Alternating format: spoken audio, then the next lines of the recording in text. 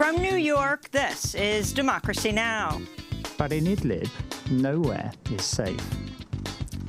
Almost 50,000 are sheltering under trees or in other open spaces. I am getting daily reports of babies and other young children dying in the cold.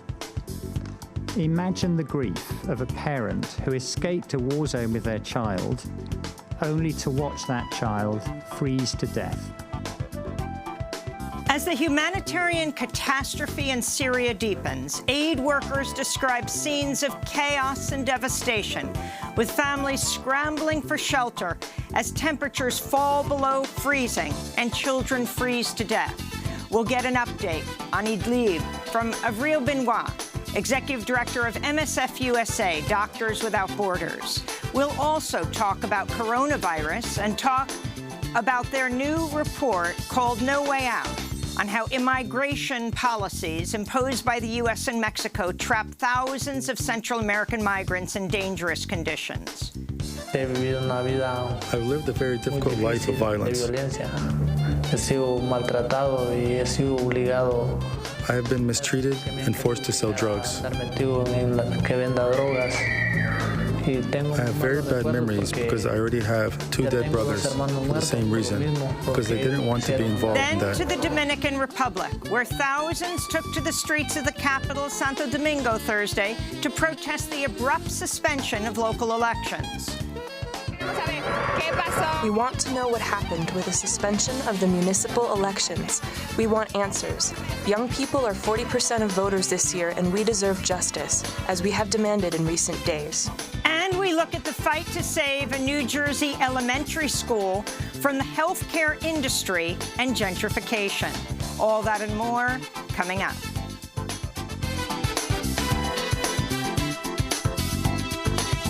Welcome to Democracy Now!, democracynow.org, the War and Peace Report. I'm Amy Goodman. California Governor Gavin Newsom said Thursday 33 people in California have tested positive for coronavirus and that officials are monitoring 8,400 other people for possible exposure.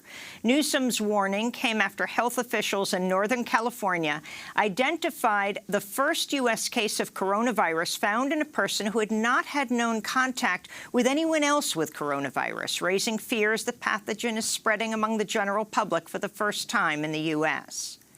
We knew this was inevitable as it relates to the nature, the epidemiology, the nature of these viruses, that incident would occur.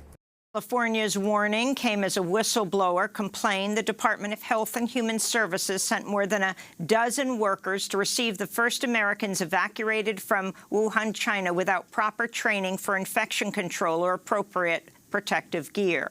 Those workers were then reportedly not tested for the virus. Across the U.S., officials are reporting a severe shortage of test kits for the virus. New York officials say they're preparing their own kits after kits distributed by the Centers for Disease Control failed validation tests. Meanwhile, new cases of coronavirus continue to spring up worldwide, with Nigeria reporting its first case and one of Iran's vice presidents testing positive.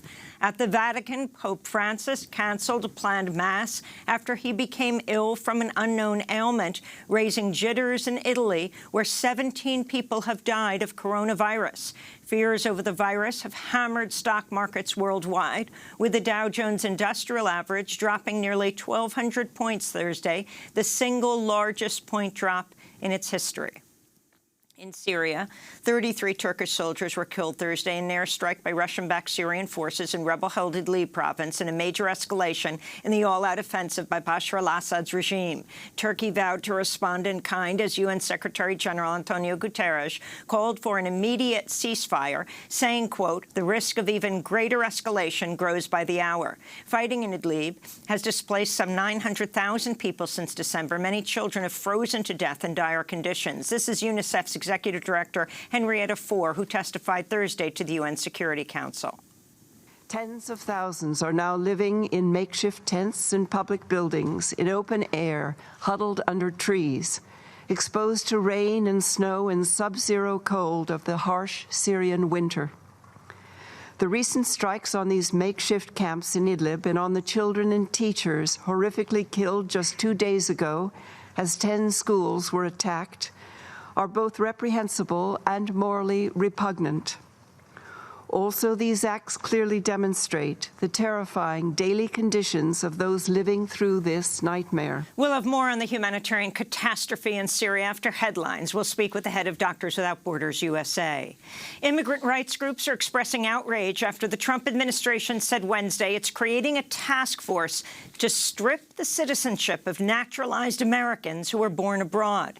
Critics say the Justice Department's so-called denaturalization section is likely unconstitutional. The immigrant rights group Chirla said in response, quote, Trump is weaponizing the DOJ to make naturalized immigrants look like second-class citizens. Former Vice President Joe Biden is continuing to campaign in South Carolina today ahead of Saturday's presidential primary. This week, Biden picked up the endorsement of Democratic House Whip Jim Clyburn, South Carolina's most prominent African-American lawmaker. Clyburn's endorsement came as Biden's campaign admitted that then-Senator Biden was not arrested in South Africa during a congressional delegation trip in the 1970s, as Biden falsely claimed from the campaign trail at least 3 times this month.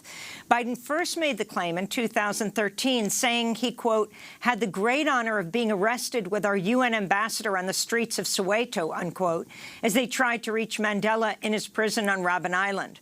Robben Island is over 750 miles from the township of Soweto. Biden's campaign now says he was separated from his black colleagues at the airport in Johannesburg. Meanwhile, frontrunner Bernie Sanders held a massive rally Thursday morning in Spartanburg, South Carolina, where he called his campaign a movement that cannot be stopped.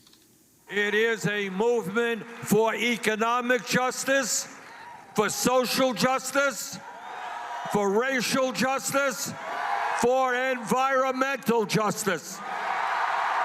And when millions of people stand up and fight back, nothing on earth can stop us. Senator Sanders went on to a rally at Winston-Salem State University in North Carolina, where he led a march of hundreds of students to an early voting site. Later Thursday, thousands of Sanders supporters packed a rally in Richmond, Virginia, another Super Tuesday state. Sanders' surging popularity comes as the New York Times interviewed dozens of Democratic establishment leaders who will serve as superdelegates at the party's nominating convention in July, and found the vast majority are so opposed to Sanders' candidacy they're willing to risk damage to the Democratic Party. Of 93 superdelegates surveyed by the Times, nearly all said they would vote against Sanders in a brokered convention if Sanders were to arrive with a plurality and not a majority of pledged delegates. Many of the superdelegates are corporate lobbyists with health care clients opposing Sanders' Medicare for All legislation. The Intercept's Lee Fong reports one of them, Democratic National Committee member William Owen, donated exclusively to Republican Senate candidates during the last election cycle, including an $8,500 contribution to a joint fundraising committee designed to benefit Senate Majority Leader Mitch McConnell. Owen is backing former Vice President Joe Biden for the Democratic nomination in 2020. Billionaire presidential hopeful former New York City Mayor Michael Bloomberg refused to apologize Thursday for his oversight of a secret New York Police Department intelligence program that targeted Muslim communities. For years, the NYPD's so-called demographics unit secretly infiltrated Muslim student groups, sent informants into mosques, eavesdropped on conversations in restaurants, barbershops, and gyms, and built a vast database of information. The program was established with help from the CIA, even though the agency is barred from domestic spying. The former head of the NYPD's intelligence division testified in 2012 that the Muslim surveillance program failed to yield a single criminal lead. This is Mayor Bloomberg speaking to Judy Woodruff of PBS's NewsHour. You're talking about right after 9/11, when everybody was petrified about another terrorist attack. We were super careful to always obey the law. Number one, it's the right thing to do, and number two, you knew people would be looking at it. We sent some officers into some mosques to listen to the sermon that the imam gave. The courts ruled it was exactly within the law, and that's the kind of thing we should be doing. Arab Center of American Institute Executive Director Maya Berry wrote in response, quote, as mayor, Michael Bloomberg surveilled where American Muslims ate, socialized, gathered, prayed, and studied. The NYPD literally mapped our communities across 3 states, causing systemic self-censoring, distrust of any interaction with the government, and untold harm to our communities, Maya Berry wrote. Meanwhile, a newly resurfaced audio tape from 2009 captured then-Mayor Bloomberg comparing Social Security to the investment company of Wall Street fraudster Bernie Madoff. Social Security. It's a Ponzi scheme. I don't know if Bernie Madoff got his idea from there, but if there's ever a Ponzi scheme, people say Madoff was the biggest. Wrong. Social Security is far and away. Then Mayor Bloomberg made the comment in 2009 on his radio program Live from City Hall, where he repeatedly called for cuts to Social Security, Medicare, and Medicaid. Meanwhile, ProPublica reports Michael Bloomberg met in 2017 with Mortimer Sackler, son of a co-founder of OxyContin producer Purdue Pharma, to discuss ways the billionaire Sackler family could combat growing outrage over the company's role in the opioid crisis. Bloomberg reportedly steered the family to a crisis communications specialist who had been his mayoral press secretary. In Georgia, newly surfaced emails show then-Secretary of State Brian Kemp mocked reports of voter suppression during the 2018 gubernatorial race. Kemp is a Republican who went on to narrowly win the election over Stacey Abrams for governor, who is vying to become the first black woman governor in the United States. The race was marred by widespread allegations of voter suppression carried out by Kemp. In one email, Kemp used a laughing from crying emoji to reply to a press release by a lawmaker who warned Georgia had canceled 500,000 voter registrations in a purge that systematically targeted Democrats. In another email, Kemp praised campaign officials for blunting an article on voter suppression in the Atlanta Journal-Constitution, writing, quote, good work. This story is so complex, folks will not make it all the way through it. The Veterans Administration's Inspector General is probing allegations the VA Secretary Robert Wilkie sought damaging information to smear the reputation of a senior Veterans Affairs policy advisor after she reported she was sexually assaulted at a VA hospital in Washington, D.C. Andrea Goldstein, a staff member of the Women Veterans Task Force of the House Veterans Committee, reported last September that a man slammed her below the waist and pressed his body against hers as she tried to buy a snack at the medical center's cafeteria. At the time of the alleged assault, Goldstein had just come from Capitol Hill, where she was working on a bill designed to curb sexual assault and harassment. In January, VA Secretary Wilkie called the sexual assault claims unsubstantiated in a letter to Goldstein's boss. Goldstein responded in an op-ed, writing on the website Jezebel, quote, he used coded language, but the words still stung. The secretary of the second largest federal agency knew his words would resonate. He was implying that I was a liar, Goldstein wrote. Meanwhile, a federal investigation has concluded that the University of Southern California mishandled dozens of reports of sexual assaults by Student Health Center gynecologist Dr. George Tyndall, which may have allowed the abuse to continue for decades. Over 400 survivors say Dr. Tyndall raped or forcibly touched them and made racist and misogynistic comments while he sexually abused them. In Colombia, 51-year-old social leader Cristobal Anaya Gonzalez was found dead with a gunshot to the head on Monday, 4 days after he disappeared in a rural area in Colombia's Santander region.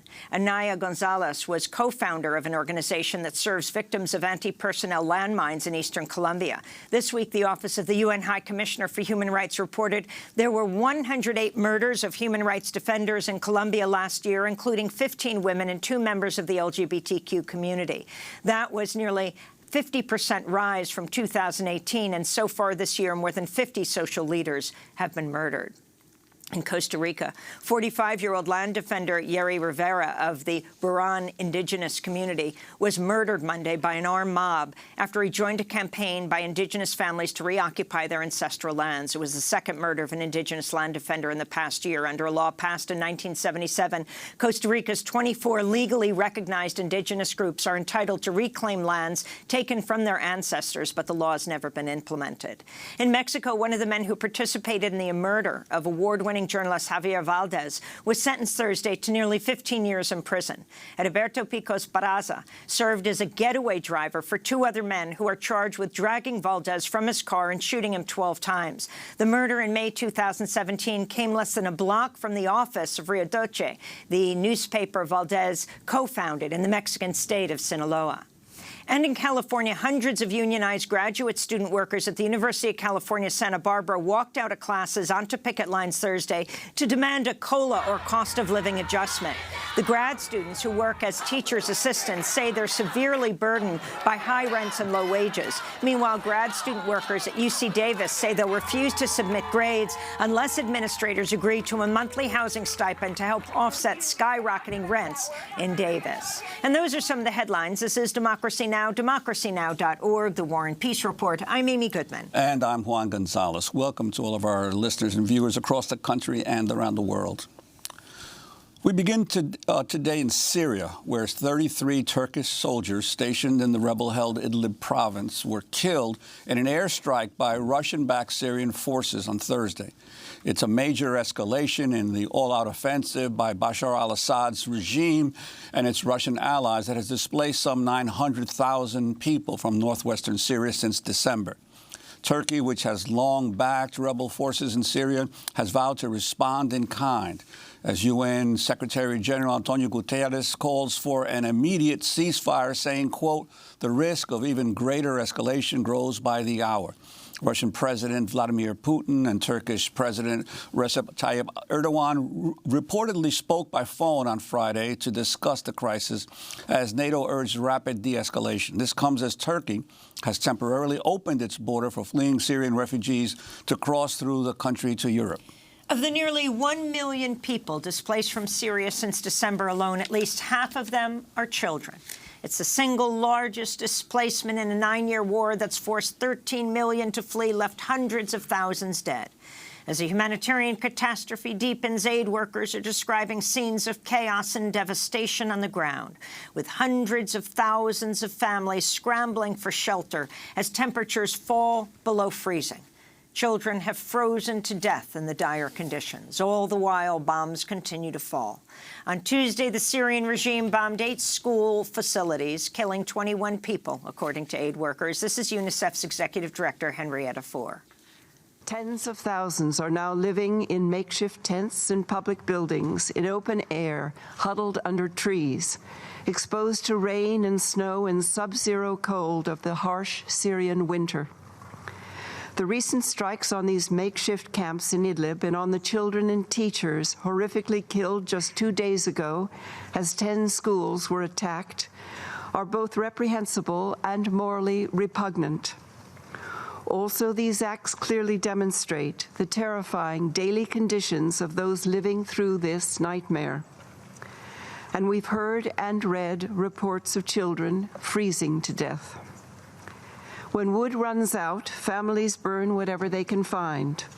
Plastic bags, garbage, discarded furniture, just to provide a flicker of heat against the cold, or a simple fire to cook whatever food they can find. In these informal settlements, children and women are at particular risk of violence and exploitation. Makeshift toilets offer no safety or privacy. Landmines and improvised explosive devices dot the landscape. Every step people take is a risk. In the Northwest, 280,000 children have had their education cruelly snatched away. An estimated 180 schools are out of operation, destroyed, damaged, or being used for shelters. Another blow to children's hopes and futures. Access to health care is almost non-existent or financially out of reach. Hospitals continue to be targeted. 72 have suspended services because of the fighting. That's UNICEF's Executive Director, Henrietta Fore, addressing the UN Security Council yesterday. Well, for more, we're joined here in New York by our guest, Avril Benoit. She's Executive Director of Médecins Sans Frontières USA, that's MSF, or Doctors Without Borders USA. Welcome to Democracy Now! Talk about the crisis in Syria. 900,000 people. Talk about the scope of this. The scope is unprecedented, certainly for Idlib. That whole area was considered a kind of safe zone people who had been relocated because of the retaking of territory and different movements of people. Many of them had ended up in this Idlib area. It was, yes, controlled by opposition armed groups. We were trying to support hospitals there. What we found in the last couple of days, of course, is that they've been subjected to aerial bombardment, to shelling, to ground forces. It has been catastrophic from a humanitarian perspective.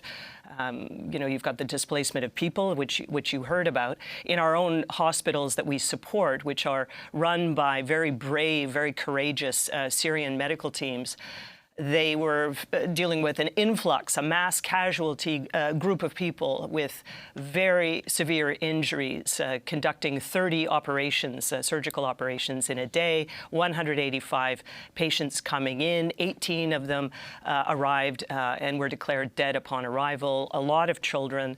And these surgeries, even, just to focus on the medical piece, these are complex surgeries. You've got people whose limbs have been amputated as buildings have collapsed on them. And the stocks, the supplies of anesthesia for those surgeons has been desperately low. And so you can imagine the horror of being a medical physician, of being a medical personnel, trying to alleviate the suffering of people, that you're trying to heal them and repair their wounds and their excruciating pain. Meanwhile, you're working and you hear the shelling, you hear the bombing, you hear the screaming, you hear people experiencing panic attacks all around you, because, it's absolutely frightening. So then you've got what's happening on the outside of these hospital facilities, where people are fleeing en masse. And so this is where we see that for this Idlib region, it's an unprecedented catastrophe. And even when you look at the history, 9 years of war in Syria, we have seen horrific things go on. And if, no one can say that this is the end game, or that it's going to end anytime soon. But certainly it's absolutely shocking, even to those who have been used to it, if you will. The humanitarian organizations, the Syrian doctors, all these people that have been focused on it, even the journalists who've been watching this space, are absolutely shocked by the suffering going on right now. Well, I wanted to ask you about all of the groups that are involved in fighting, because obviously Turkey has moved into the Idlib province. The Syrians are backed by the Russians. There are still guerrilla groups that had been in opposition for a while. What about the issue of all of these outside groups coming in and using this territory to conduct these wars, because it's the civilian population that suffers? They do suffer. And you can imagine that when we're talking about maybe 3 million people living in a zone, they're not all part of these combatants, these various groups. They are not legitimate targets under international humanitarian law. It's mostly civilians living there. So yes, there's all kinds of proxy war activities, different splinter groups, different factions and allegiances. There's no question, though, that under international humanitarian law, indiscriminate bombing is not allowed.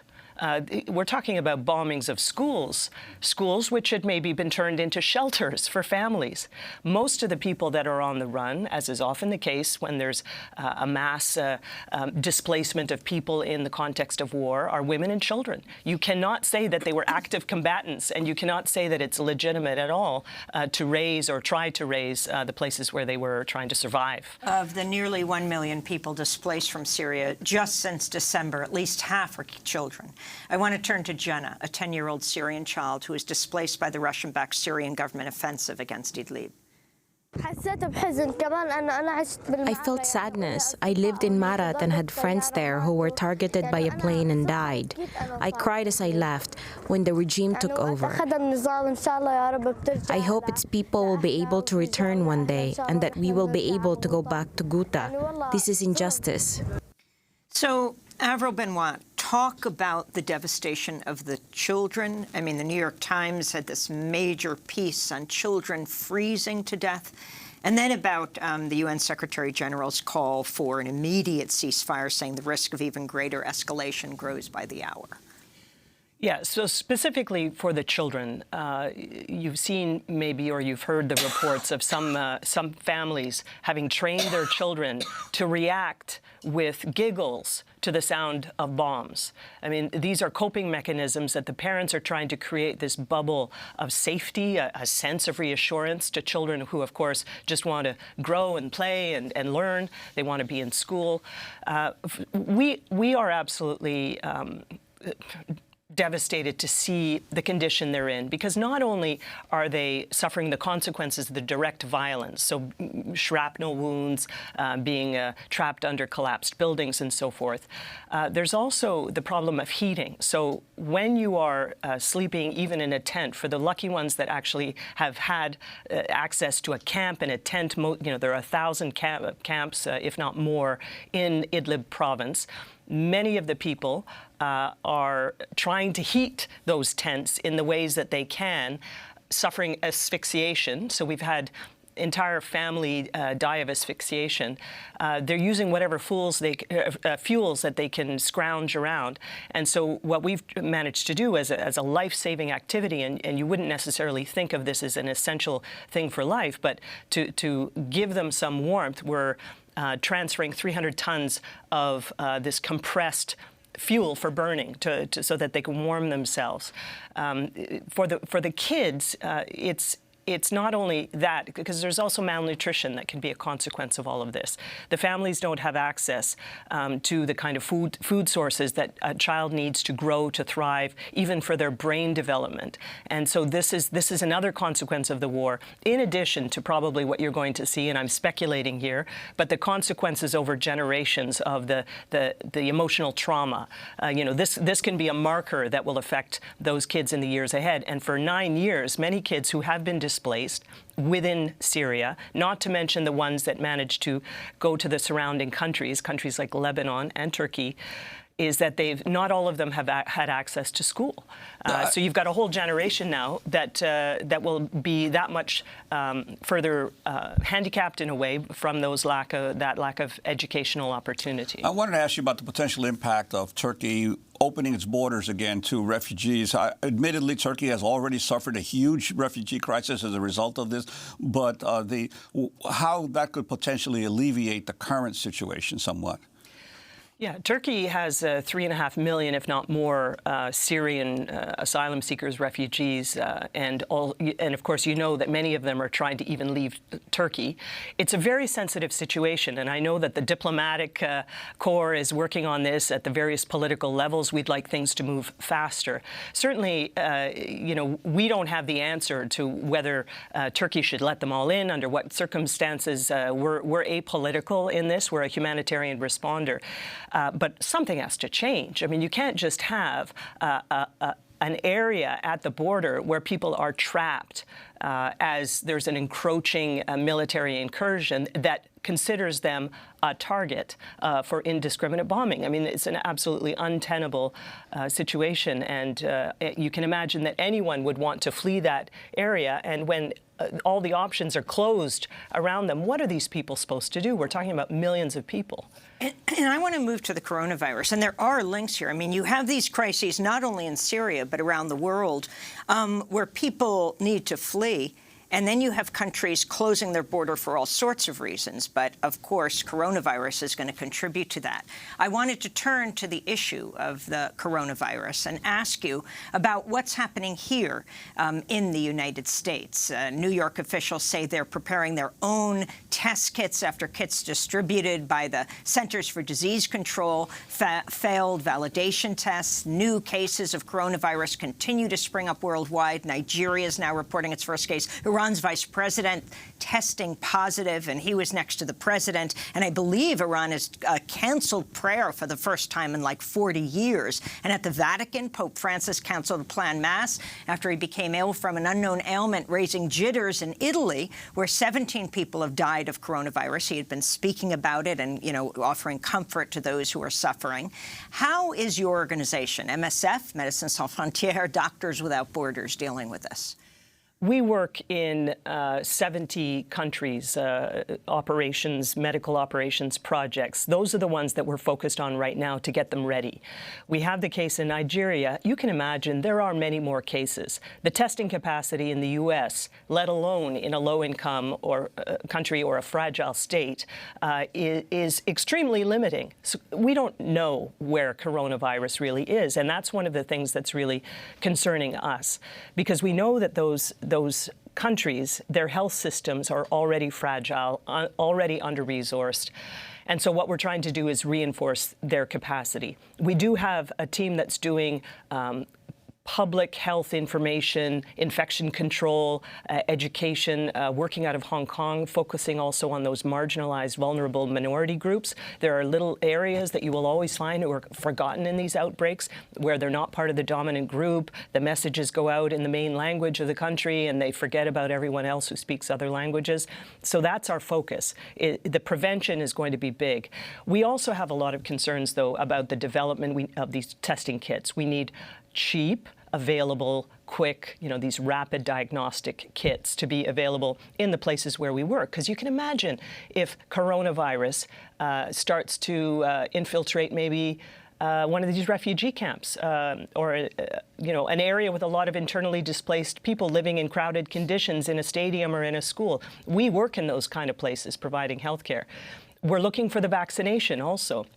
This vaccine should be affordable. There's a lot of public money going into this effort. A lot of global health experts are contributing to this effort. The profit motive of the R&D in the big pharmaceutical sector has to take into consideration that this is public money going into the development of a vaccine for coronavirus. And we would like to see the price be affordable so that those low-income countries, those countries at war, countries that don't have the means, can afford to get access to it. I wanted to ask you about one last question. A new report by MSF, or Doctors Without Borders, it shows how migration policies imposed by the United States and Mexico have trapped thousands of Central American migrants in dangerous conditions. The report is called No Way Out. Could you talk about it? It's based on interviews with about 500 migrants. Yes, what we found in the work that we've done, and we are offering mental health care in many of the areas that are along the migration route from the different Central American countries, but also working at the border, the northern border of Mexico, as people who are trying to reach the United States and or have been sent back to the United States. What we find is that almost half of them have experienced some form of extreme violence, watching somebody from their family be killed, being kidnapped themselves, having to deal with the violent situations of their communities, of their neighborhoods, and they have fled that. They have legitimate reasons to try to find safety. Where that safety is not really for us to say, but we can say that sending them back or making them wait in that northern area of Mexico, where cartels are dominating, where cartels are exploiting them, where you've got criminal gangs that are kidnapping them and finding any which way to make money off of their presence. It's almost like the United States policy of sending the Migrant Protection Protocols, or MPP, or Remain in Mexico, are almost like funding these cartels in a way, through in indirect form, by sending these people back to be subjected to the kind of exploitation that's happening. So the suffering is real. It's a huge concern of ours. We don't have all the policy solutions. All we can say, and again, we're not taking a political stance insofar as this party or this platform. What we're saying is you cannot expect people to be safe in an area that's controlled by criminal gangs with a long history of killing people. This is not the place that people who are awaiting their asylum claims should have to stay in shelters and fragile situations where they don't even dare go out during the day, let alone at night. And then there's the great fear that President Trump, who is allay jitters because of the stock market, who's trying to say everything's okay and this is going to end in the middle of April as if he knows, would use this, though, still as a pretext to crack down even further on desperate refugees, asylum seekers. And what would happen if, for example, coronavirus, as you were saying, in the camps and other places along the border? It's extremely concerning to us to have colleagues arrive on flights to support the efforts on the ground in a country and find that the local authorities have made a decision to quarantine them for 14 days. Fair enough that you have to quarantine people who are at high risk, who have symptoms, and the science around this, the understanding of the risks is increasing over time. We appreciate that we all have to do our part to avoid the spread. But it's going to be very difficult, even for us. Think about it. There's a run on surgical masks right now. How are surgeons supposed to get access to masks when everyone is gobbling them up and, or buying them off the shelves in every warehouse imaginable? We have patients coming in for other ailments, even into hospitals here in the U.S., but because they might have coronavirus, they're not getting the treatment they need to stay alive, dialysis or whatever else. There's a delay in the quick response, the normal quick response of medical people who are fearful of coronavirus. And we also know that with infection control and all the measures that we've acquired, all that we've learned from outbreaks like the Ebola outbreak of West Africa and what we're dealing with in the Eastern Democratic Republic of Congo now, is that even medical teams, hospitals that you would think would know how to protect themselves don't. So there's a huge effort that must be taken seriously in terms of protection. But if the borders start closing, if people cannot flee war, if people cannot seek health care, even if the wall in front of them is the hospital that's closed to them because they're a suspected case, you can just imagine that this coronavirus will spread even more. And just to be clear, it's not just criminal gangs. The Mexican military, the police, also brutalize Central American, Caribbean, and African refugees who are coming up through the border. There's all kinds of suffering. And you will find this also in war zones. You can imagine in Syria, you have a lot of exploitation that happens. Yes, the Syrian government and their coalition forces, including the Russian airplanes, have been a factor. You have other armed groups that have been a factor in their suffering. And then you have those who will exploit their vulnerability. I mean, these people in Idlib province who are trying to flee, they have sold everything. They had to leave everything behind. What little cash they had on them, they had to give to the truck driver that maybe piled them in to get them to safety. They have nothing left. So, any situation where we have an outbreak in a crowded area, as I said before, is going to be deeply problematic to deal with, and it'll only compound the suffering that they're experiencing. Well, I want to thank you so much for being with us. Also, wanted to say that the Iranian official who has tested positive for coronavirus is Masumeh Ebtekar. She is Iran's vice president for Women and Family Affairs. Avril Benoit, our guest, Avril Benoit, is executive director of MSF USA, that's Doctors Without Borders USA. When we come back, we look at the Dominican Republic, where thousands have taken to the streets over the last weeks and yesterday on Independence Day in the Dominican Republic to protest the abrupt suspension of local elections. Stay with us.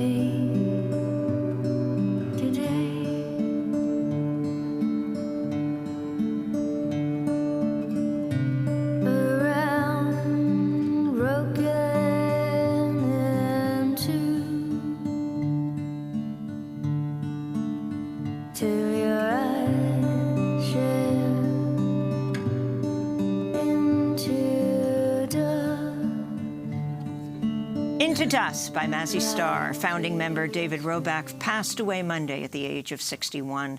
This is Democracy Now!, democracynow.org, the War and Peace Report. I'm Amy Goodman with Juan Gonzalez.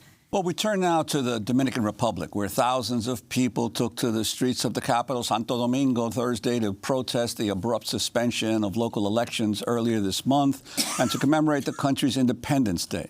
Demonstrators wore black and held signs that read democracy and punishment for the corrupt. Massive protests have been ongoing since February 16th, after the government suspended the municipal elections 4 hours after voting began, alleging there were technical glitches in the electronic ballot machines that were used. Reuters reports the machines cost the Dominican government $19 million. But many Dominicans believe the alleged technical glitch is just an attempt by the ruling Dominican Liberation Party, the PLD, to hold on to power as they've lost support. This is one of the protesters in Santo Domingo Thursday. We want to know what happened with the suspension of the municipal elections. We want answers.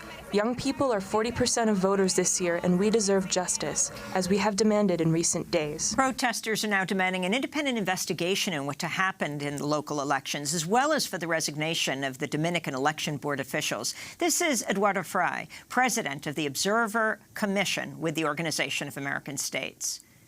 The Organization of American States calls on the electoral authorities in the Dominican Republic and the political actors of the country to maintain an honest and constructive dialogue to face the next steps that should be undertaken faced with this complex reality. That was Eduardo Frei. Municipal elections have now been rescheduled for March 15th. Meanwhile, dozens of solidarity protests have sparked Dominican communities all over the world, from Spain and France to New Jersey, and right here in New York City, where thousands of people demonstrated last weekend in Washington Heights, a predominantly Dominican neighborhood. Nationwide, there are at least 1.87 million Dominicans living in the United States. Some 40% of them live here in New York City alone. For more, we're joined by Amanda Alcantara. She is digital media editor at Latino USA and also Futuro Media. She is a Dominican-American journalist and author of Chula, a bilingual collection of poems and short stories about the life of a Dominican woman before and after moving to the United States. It's great to have you with us, Amanda. If you can start off by talking about what all these protests are about, what happened with the elections in the Dominican Republic? Yeah, so these protests are basically people taking to the streets and saying, you know, our right to democracy and our right to exercise self-determination has been taken away from us. We're talking about a country where people have been disenfranchised in many different ways. We're talking about a country that is predominantly populated by people living in poverty. And this is the one thing that they have to be able to claim, you know, any right to whatever happens to the future of their country. So imagine people standing in line for 3 to 4 hours, because that's when the elections were canceled, and being told, you now have to go home because the elections are no longer happening. So people were angry, they were confused, and starting on that very Sunday afternoon, mostly youth started taking to the streets and going directly to La Junta Central Electoral, that's the Central Electoral Board, in Santo Domingo, to protest and to demand answers. And of course, the ruling party in the Dominican Republic has been in power more or less for, what, about 20 years now? So over 18 years. So I like to talk about sort of like my own age, right? So I'm 29 years old, and they have been in power almost my entire life, you know? So like ever since I've had any sort of political understanding, I've only known the PLD, and that to me is insane. So let's go to thousands of people who are in the streets right here in New York City, in the Dominican community in Washington Heights, to protest the suspension of the municipal elections in the Dominican Republic. This is one of the protesters, Yolis Perez. I'm a professional who had to migrate from my country in search of a better future for my daughter. My daughter's generation needs us to truly wake up and that we clean up our country for them.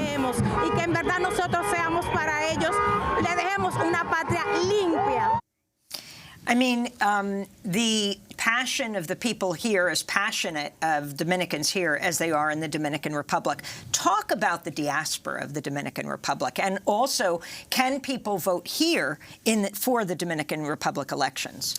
So yes, people can vote here for the Dominican Republic elections. Sometimes, you know, there's this sort of nickname that we have specifically for the community in New York, and that's Provincia 33, right? So it's sort of like the 33rd province of Dominican Republic.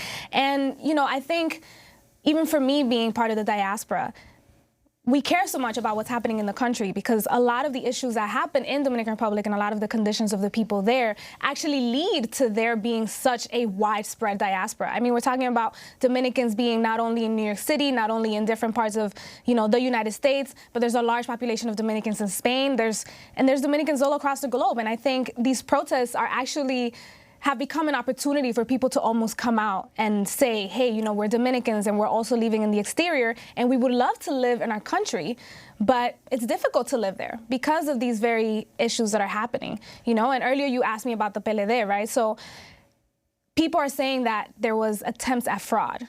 You know, so whenever people went to the ballot and they tried to vote for their candidate of preference, some of the candidates were not showing up in the ballot, you know, and this is very, very questionable. It's very shady, to say the least. And people see this as an attempt at sabotage. You know, this is the first time in 18 years, or the first time at least in a decade, when the PLD is no longer ahead in the polls, you know, when instead is the opposition party, which is also questionable, is ahead in the polls, right? So this is the first time when the PLD might not win the elections, you know, and they found themselves in a situation of fear.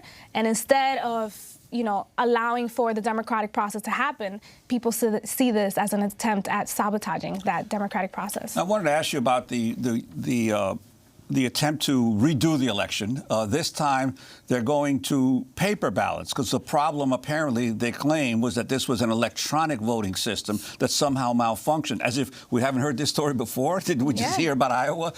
Haven't we heard about all these other problems with electronic voting? So now they're going back to the old-fashioned paper ballot.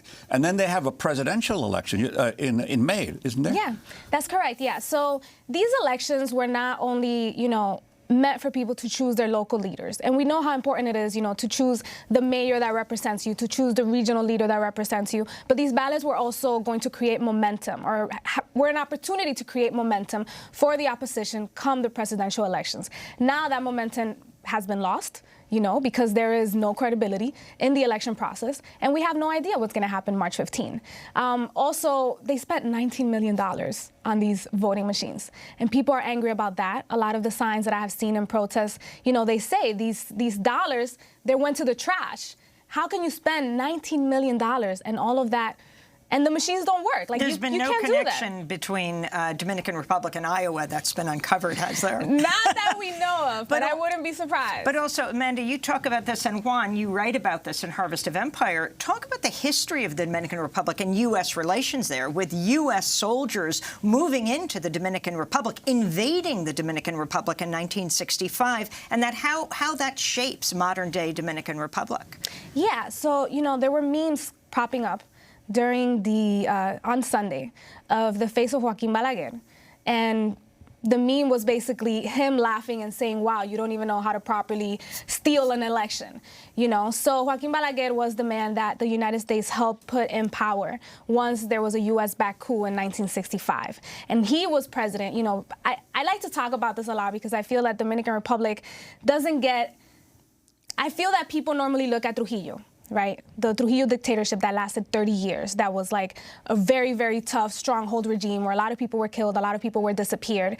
And they think, okay, after Trujillo happened, we had democracy. That's it. And that wasn't the case. Balaguer was president starting from the late 1960s up until the early 1990s. We're talking about like 2 to 3 generations of Dominicans who saw Balaguer on and off in power. And his was also a right-wing, sort of strong regime and a repressive regime. And people are already seeing the connection, you know, between his time in presidency and also how long the PLD has been in power and how they have crushed the opposition. And talking about, you know, U.S. interventions, there was an article in the Washington Post that came out where Giuliani, we're talking about President Donald Trump's attorney, was in the Dominican Republic consulting for Luis Abinader, who is the opposition leader.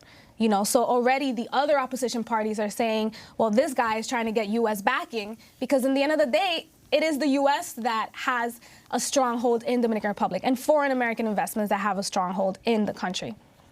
Final words as we move into March 15th. Of course, this is something we will cover, and whether you feel the government will hold fair elections. I think the government has no other choice but to hold fair elections. I think that if they don't, the people will no longer accept, not having fair elections, right? So I've been thinking about, what does it mean for people to be taking the streets today, for people to be taking the streets in historic numbers, and whether this can cause change or not, And I don't think that institutional change is going to happen from one day to the next, but I do think that the people now know that these elected officials are accountable to you, So if on March 15, we don't really know what's going to happen, but if the elections are not fair and if they're not transparent, which is what the people are demanding, I think the protests are just going to continue.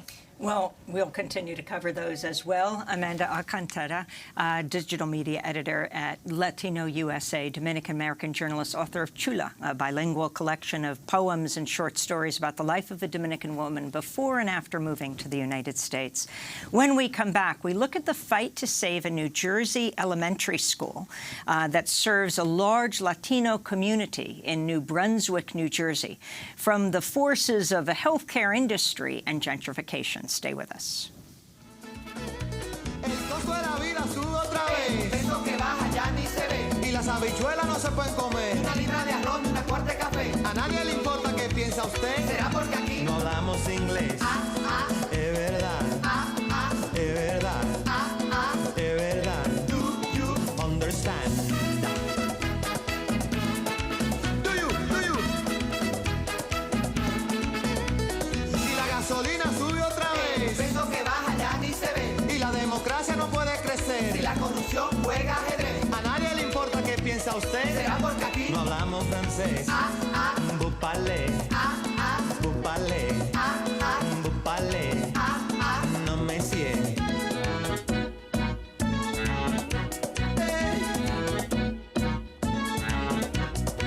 Somos un agujero en medio del mar y el cielo. The Cost of Life by the Dominican musician Juan Luis Guerra. This is Democracy Now! I'm Amy Goodman with Juan Gonzalez.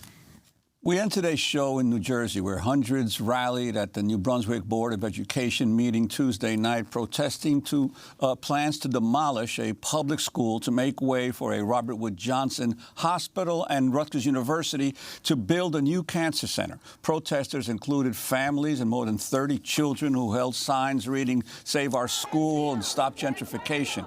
If approved, 760 3rd through 8th graders at Lincoln Annex School would be moved to a former warehouse building converted into a school on the outskirts of town as they await construction of a replacement school. Even worse, the proposed replacement school site is located on a brownfield site with possible contamination from hazardous chemicals. This is one of the parents at Tuesday night's school board meeting. Hemos estado como desde septiembre en esta lucha. Since September, we have been in this fight. We don't want our schools up for sale. It's our school, it's our kids, it's our community. Nosotros aportamos mucho a la ciudad de New Brunswick y no si. And if we want to leave New Brunswick or for our kids to go to school far outside the city, we want it to be of our own accord, not because we are being pushed out. Nuestra dignidad. Our dignity, our school is not for sale. Organizer Sherry Wolf with the local Rutgers Professors Union blasted the plan as racist gentrification. We understand that the students of New Brunswick are our future students. Yes. We have skin in this game. Yes. Mm-hmm. We pay taxes here. Yes. We live and work here. Yes. And at levels much higher than the rest of the American population, we vote here. Yes. And I am going to make you a promise. We will do everything in our power as a union. We are well-resourced to help organize politically and on the ground the community in solidarity to stop this destruction of a thriving school, to stop the racist displacement of a Latino community under the pretext of a cancer institute. We have no beef with the Cancer Institute. We do have a beef with racism.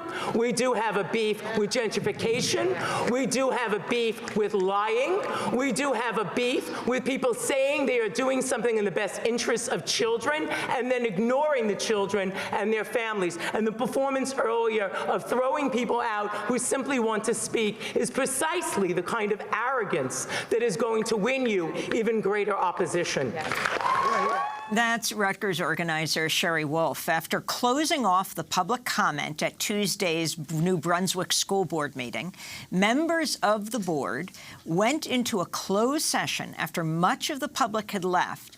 They came back into public session and voted to begin the process of closing down the Lincoln Annex School, the New Brunswick Elementary School, and moving forward with their plan. Juan, you've been deeply involved with this story. Can you talk more about it? Yeah, Amy, I think what it's important to understand is that this is a community battle that really has national implications, because all over America, in lots of urban areas, there are healthcare institutions or universities, whether it's the University of Chicago or Columbia or NYU or Johns Hopkins. All these universities and these health institutions located in downtown areas are always seeking to expand and to grab more land and more territory. And in this particular case, this is a David and Goliath battle that has erupted, and it's going to get even bigger in the weeks to come. And it just erupted in the last few weeks, where you have a poor immigrant community. The city of New Brunswick has 50,000 people. Half of them are Latino, most of them Mexican immigrants. And they occupy the downtown area of New Brunswick, right around Rutgers University and the healthcare industry. Robert Wood Johnson Hospital, there's St. Peter's Hospital. There are all of these hospitals and healthcare institutions right around and of course, New Brunswick is the corporate headquarters of Johnson & Johnson, which is also downtown. And so last summer, suddenly, Robert Wood Johnson and Rutgers announced that they're going to build a new $750 million expansion, a new standalone cancer center. But they didn't say where they were going to build it. They announced it in June. And the president of the New Jersey Senate was there, the president of the Assembly, all the political forces of New Jersey made this grand announcement. Then only a couple of weeks ago, after parents kept saying, hey, our school is across the street from the hospital. Are you going to take our school? And they kept saying, no, those are only rumors. It's not going to happen. Suddenly, the mayor came out with an announcement saying, yes, the hospital wants to buy the Lincoln Annex School, 750 children, 94% of them Latino. It's really a center of the Latino community. Right, and it's the best performing school in the city of New Brunswick, and it's a school that the city just spent $22 million to renovate and reopen a few years ago. So it's only been opened for 3.5 years now. And now they want to sell it to Robert Wood Johnson, close it down, send the kids a couple of miles away to a converted warehouse on the outskirts of town for several years while they wait for a new school to be built. And, of course, the site for the replacement school, as we mentioned in the lead, is on a contaminated brownfield site. So the parents started organizing, and they said, what are you doing? You know, we love our school. We don't find another place to build your hospital expansion. And they've been marching in the streets. They've been protesting downtown New Brunswick. They've been appearing at Rutgers Board of Governors meetings. They've been appearing at the Board of Education. No one is listening. So what's happened increasingly now is that the entire Rutgers University community, which is how I got involved, the faculty are behind this, the parents, all of the student organizations, the Muslim students, the Mexican students, the NAACP chapter of Rutgers, all of them are behind the parents, and they're going to continue this fight to insist that the healthcare industry find another place to build this hospital. And yet the school board voted to sell the school. And the school board is not listening. So what happens next? Well, what happens next is that they're going to continue to fight because it's not done yet. The Latino Justice, the civil rights group, has gotten involved. There are going to be lawsuits, and there are going to be even more escalating protests over the next few days. Well, Rutgers University Professor Juan Gonzalez, thank you so much for that analysis, and of course, Democracy Now! Co-host. That does it for our show. Tune in Tuesday Tuesday night for Democracy Now! Super Tuesday live special broadcast with The Intercept from 7 p.m. Eastern Standard Time to midnight, right here at DemocracyNow.org and on many stations around the country. We have a number of positions that we are hiring for in our newsroom, outreach and development teams, information application deadlines at DemocracyNow.org. Democracy Now! Is produced by Mike Burke, Dina Guzder, Nermeen Sheikh, Carla Wills, Tammy Warrenoff, Libby Rainey, Sam Alkoff, John Hamilton, Ravi Karen, Hani Masood, Trina Nadura, Tay Maria Studio, Adriana Contreras. I'm Amy Goodwin-Gonzalez.